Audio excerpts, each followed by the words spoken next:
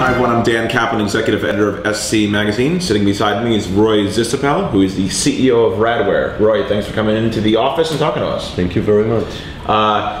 Radware sells to carriers such as AT&T, a lot of the big financial services firms. What sort of problems are they seeing as we see the threat landscape really evolve, really ramp up over the last couple of years when it comes to breaches? So what are they seeing? What are they having difficulty protecting against? I think the key problem today is attacks on the availability of services and applications. So it can come from a denial of service type of attack, it can come from a penetration and trying to take over mission critical applications. But those are the two risks, and with anonymous groups and the other groups coming into mind that they are trying to protect against. So you mentioned hacktivist groups such as Anonymous, then of course we have the financially driven criminals who are after credit card details and the like, and then we have the nation state adversaries, the sophisticated, trying to get into systems in order to siphon out critical intellectual property. Is there different ways to sort of attend to all of those threats? I think there's a lot of common, and each community is learning very quickly from the other.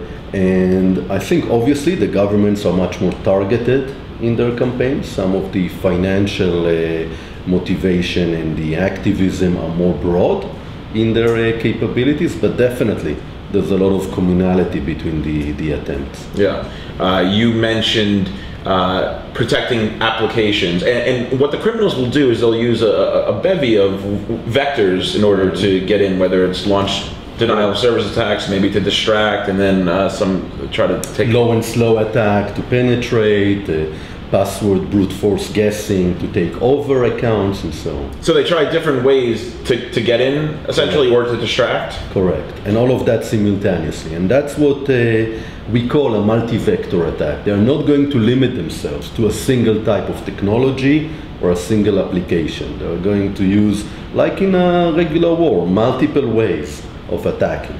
So how do you change your strategy knowing that?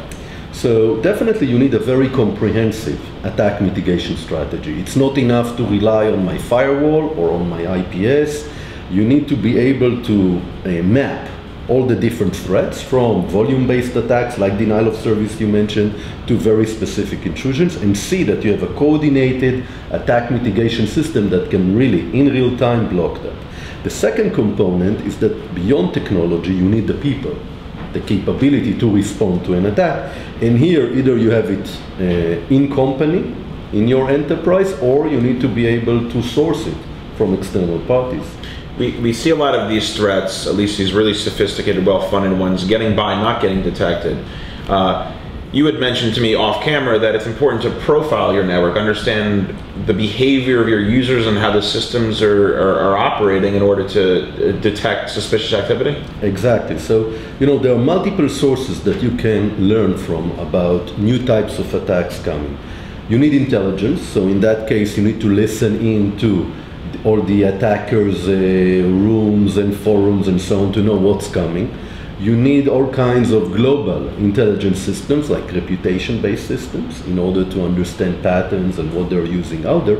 And you need to know very well your own enterprise by baselining your operation, and then every deviation from that, understanding where does it come from, and is it really a risk, is it a real attack that takes place, and then based on the profile, respond to that. I would imagine a lot of organizations probably don't understand their network as well as they should and accept risks that they shouldn't. Yes, definitely, and the viruses or the new attacks that we've discussed, like Flame and the others, definitely that activity that takes place over the network goes unseen and not for the right reasons. You mentioned Flame. Assuming there are more Flames out there, and you at Radware, you guys cater to a lot of these organizations who could potentially be targets of that sort of malware.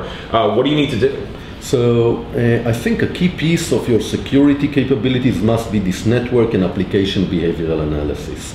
And when we speak about those activities like Flame, there's the infection phase, how do I block the infection? But then there's also the propagation, that from one computer it tries to get to all the other computers.